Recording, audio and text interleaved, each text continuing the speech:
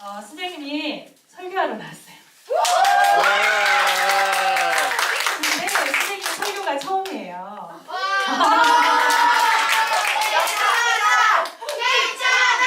감사해요. 너무 감사해요. 잠깐만. 컴다운. 선생님 설교가 처음인데 부탁 하나 할게요. 설교 들으면서 선생님 질문에 잘 대답해주고 중보하면서 설교를 듣길 바래요. 그렇게 할 수 있죠? 선생님 도와주실 거죠? 네. 오늘 첫 시간에 목사님이 어떤 제목으로 말씀을 전하셨는지 아는 사람? 예주 한번 대답해볼까요? 기묘자 뜻이 뭔지 아는 사람? 네, 지음이. 강유. 놀라운 거. 네. 오늘 첫 교시는 기묘자 놀라우신 예수님에 대해서 배웠습니다. 자, 두 번째 시간은 이거 한번 맞춰볼까요? 네. 모사 대신 예수님에 대해서 오늘 배워볼게요. 제목 한번 읽어볼까요? 모사가 무슨 뜻일까요? 모사는 모사는 상담자 예수님을 뜻합니다. 상담자예요. 상담자 적으세요. 자, 오늘 주제는 이거 이상하다.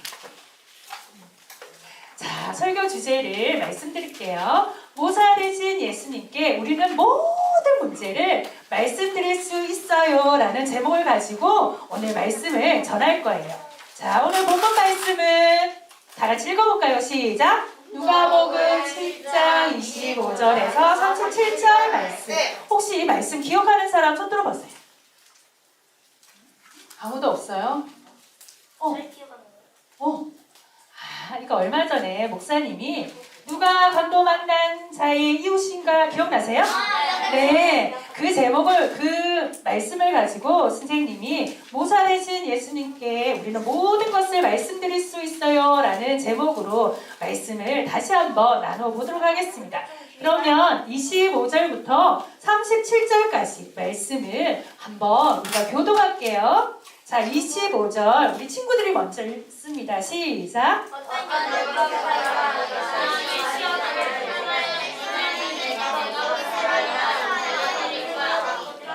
네, 26절 선생님 읽을게요. 예수께서 이르시되 율법에 무엇이라 기록되었으며 내가 어떻게 읽느냐. 27절 시작!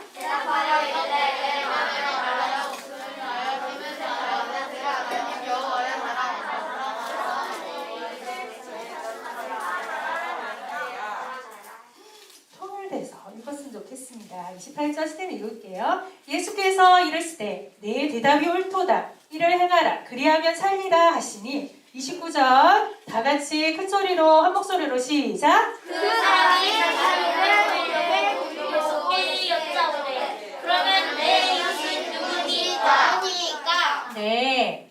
중간의 말씀은 선생님 설교 시간에 자세하게 말할 거예요. 36절 선생님이 읽을게요. 네, 내 생각에는 이 세 사람 중에 누가 강도 만난 자의 이웃이겠느냐. 37절 다 같이 시작. 이웃의 자기를 묻습니다. 예수께서 이르시되 가서 너도 이같이 하시니라. 아멘. 예. 이 그림 속에 나오는 친구가 누구일까요? 주인이요. 예? 주인이. 닮았어요. 선생님 어릴 적 모습이에요. 선생님이 여러분 나이 때 선생님은 얼굴이 너무 못생긴 것 같은 거예요. 그리고 선생님이 너무 얼굴이 새까맸어요. 그리고 선생님은 곱슬머리였어요. 그래서 친구들이 저를 싫어할까봐 친구들 곁에 갈 수도 없었어요. 그리고 두 번째 고민이 있었어요. 두 번째 고민은 엄마 아빠가 너무 바빠서 선생님 이야기를 들어줄 시간이 없었어요. 그리고 교회 가서 선생님한테 얘기하고 싶어도 부끄러워서 얼굴이 못생겼다는 생각에 선생님한테도 말씀드릴 수 없었던 거예요.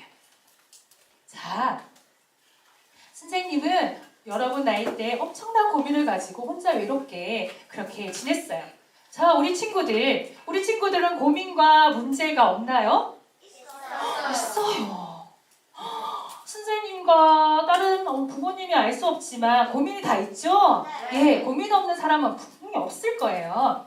자, 오늘 우리는 모든 문제 앞에, 모든 고민 앞에 어떻게 해야 하는지 오늘 이 밤에 예수님의 어떻게 말씀하시는지 오늘 이 밤에 한번 알아보는 시간을 가져보도록 하겠습니다. 자, 상담자이신 예수님께 우리는 모든 문제를 말씀드릴 수 있어요. 자, 오늘 본문에 어떤 율법사가 예수님을 뭐 하라고 찾아왔죠? 네, 예수님을 시험하려고 찾아왔어요. 나쁜 의도를 가지고 찾아왔어요. 예수님은 다 알고 있었어요. 근데 이 율법교사가 예수님을 공경에 처하고 예수님을 많은 사람 앞에 핀잔을 주기 위해서 두 가지 질문을 해요. 첫 번째는 무엇이에요? 시작! 네, 두 번째는 누가 내 이웃입니까? 라는 질문을 통해서 율법교사의 죄를 말씀으로 눈이 안 보인다. 깨닫게 하시고 해답을 주시는 이야기가 오늘 내용입니다. 네, 우리도 모든 문제를 예수님께 다 말씀드릴 수 있어요. 예수님은 아까 모사가 무슨 뜻이라고 그랬죠? 네, 예수님은 최고의 상담자시고 예수님은 최고의 모사십니다. 자, 우리는 사람이 사는 지혜가 무엇인지 다 함께 읽어보도록 할게요. 시작! 네, 사람의 지혜는 최고의 상담자 되시고 최고의 모사 되신 예수님께 묻고 순종하며 사는 것이에요. 하나님의 자녀라면 예수님께 묻고 순종하며 살아가야 되는 것입니다. 자, 지음이가 1학년 때 선생님이 담임이었어요. 근데 그때 필리핀에 우리가 가기로 작정했어요. 자, 필리핀에 갈 사람 자원하세요 라고 목사님이 그렇게 간구를 했어요. 그래서 선생님은 생명반 선생님이었거든요. 그래서 우리 반에게 하나님께 물어보고 결정을 하자라고 했어요. 그래서 우리 친구들이 다 하나님께 기도하는데 어떤 친구는 저는 더워서 가기 싫어요. 저는 엄마랑 떨어져서 살기 싫어요. 가기 싫어요. 막 그랬어요. 난리가 났어요. 근데 지은이가 마지막에 손을 들고 얘기했어요. 하나님께 기도했더니 하나님이 필리핀에 가서 복음을 전하고 돌아오라고 했어요. 그래서 저는 필리핀에 갈 겁니다 라고 지은이가 그렇게 얘기했어요. 그때 선생님이 1학년이 하나님 말씀에 순종하기 위해서 저렇게 말을 할 때 너무 가슴이 뭉클했어요. 그리고 선생님도 저렇게 살고 싶다라는 생각을 그때 했었어요. 그리고 한 달 동안 우리 친구들이 기도하면서 말씀을 준비하면서 필리핀 선교를 준비하고 있을 때 지음이가 또 저에게 한번 찾아왔어요. 선생님, 저는 엄마랑 아빠랑 한 번도 떨어져서 자지 않았어요. 어떻게 해야 될까요? 이렇게 지음이가 질문을 했어요. 그러면 지음아, 제발 기억나? 기억나. 그래서 지음아, 스님하고 같이 기도하자라고 했어요. 같이 기도하고 지음이가 곰곰이 생각하더니 선생님 이제 갈 수 있을 것 같아요. 그렇게 얘기를 하는 거예요. 그래서 그때 no 그때 코로나 상황이었어요. 그래서 코로나를 뚫고 선생님이 얘기하잖아. 코로나를 뚫고 필리핀에 가서 복음을 전하고 하나님을 찬양하고 복음을 전하죠. 그렇게 복음을 열심히 전하고 필리핀에서 이제 한국으로 돌아오게 됐어요. 이처럼 우리는 모든 문제를 하나님께 묻고 결정하고 순종하는 것이 하나님의 자녀의 모습입니다. 그렇게 살아야지 가장 행복한 인생이 되는 거예요. 아시겠죠? 네. 자, 오늘 말씀으로 다시 돌아갑시다. 자, 그렇다면 율법 교사의 질문에 하나님 예수님이 어떻게 해결해 주셨는지 한번 알아보도록 하겠습니다. 자, 율법 교사가 예수님, 무엇을 해야 영생을 얻겠습니까? 예수님은 율법 교사가 나쁜 의도로 온 것을 다 알고 있었어요. 하지만 예수님이 잘못을 지적하고 비웃지 않았어요. 대신에 예수님이 한 가지 질문을 해요. 무슨 질문을 하는지 한번 볼까요? 시작.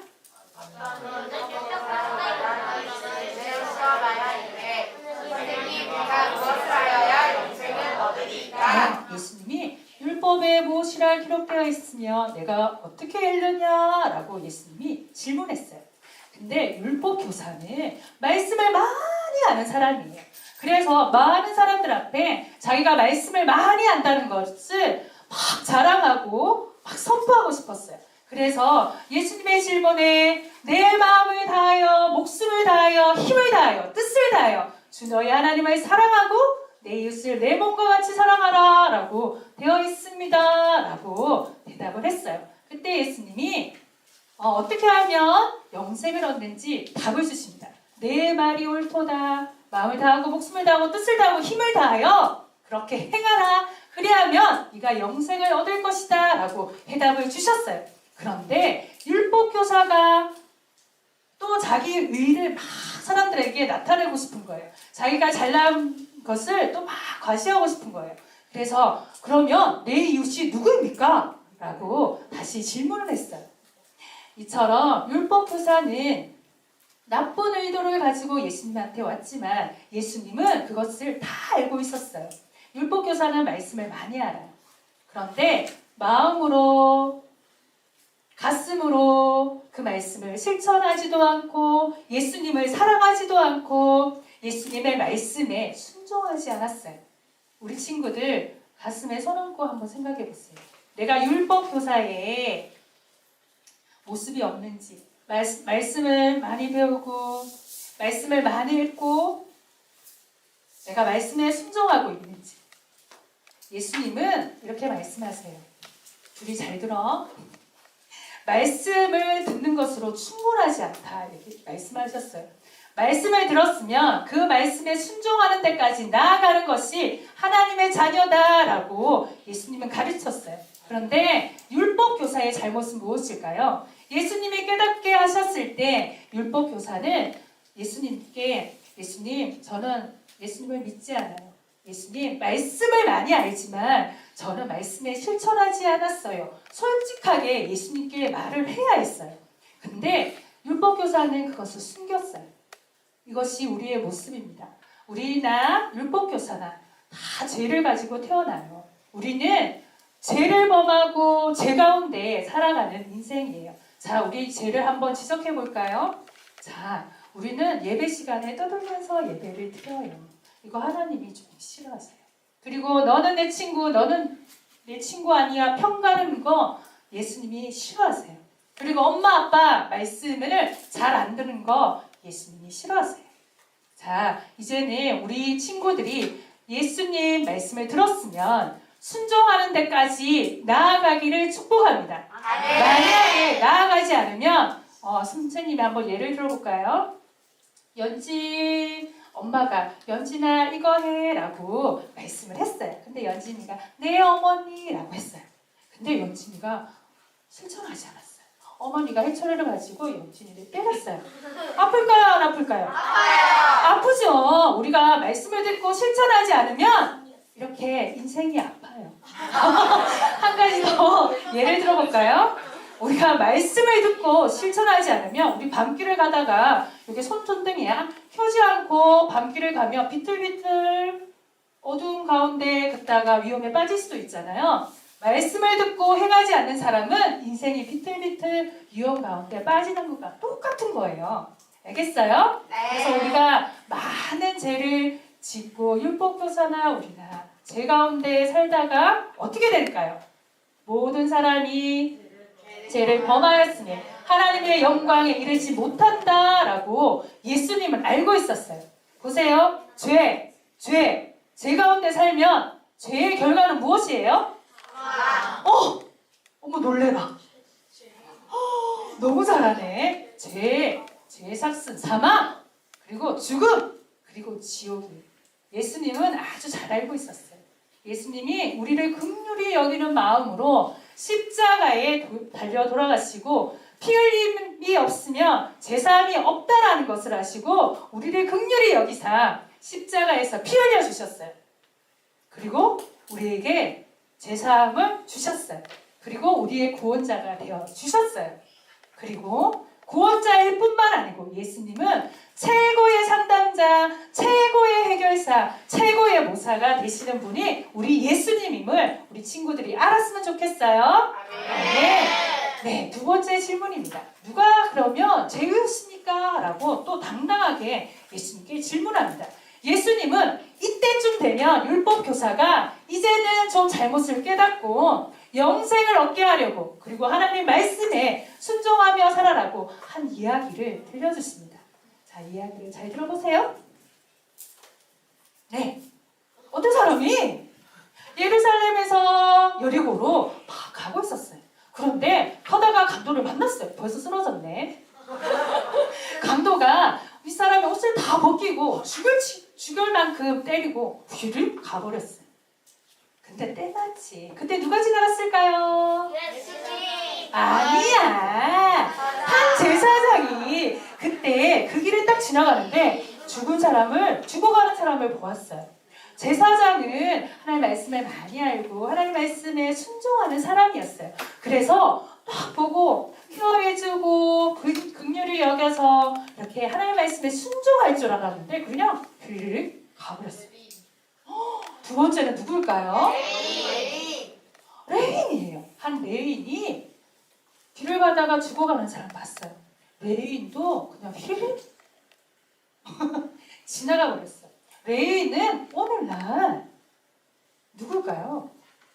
말씀을 잘 아는, 말씀을 잘 가르치는 차미경 선생님과 같은 분이에요. 근데 차미경 선생님이 길을 가다가 죽은 사람을 봤어요. 근데 휘리를 그냥 가버렸어요.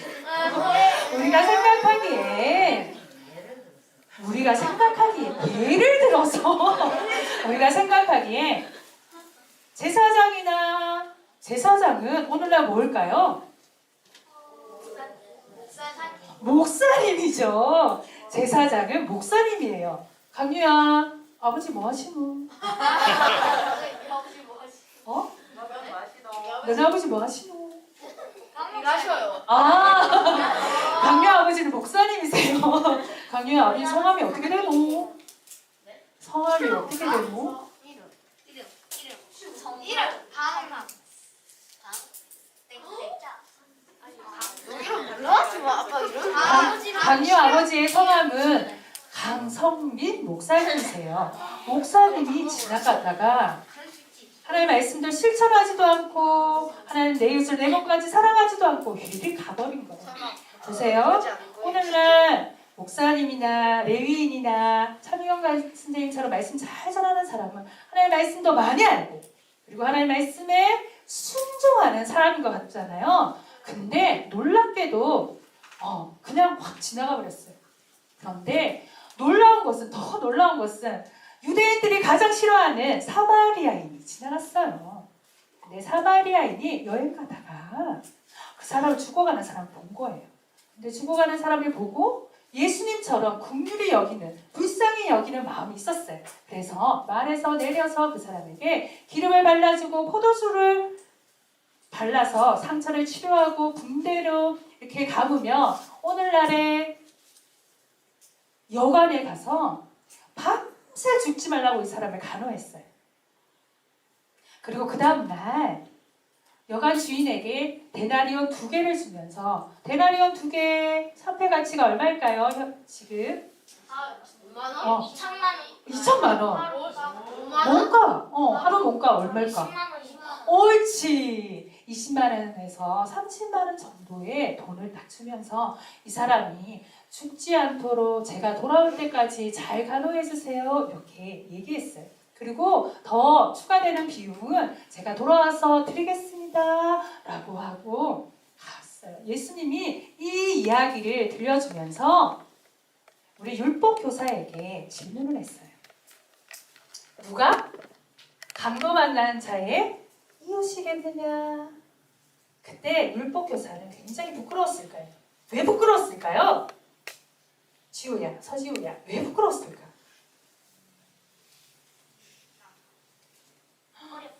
어렵나? 우리 신혜야, 왜 부끄러웠을까?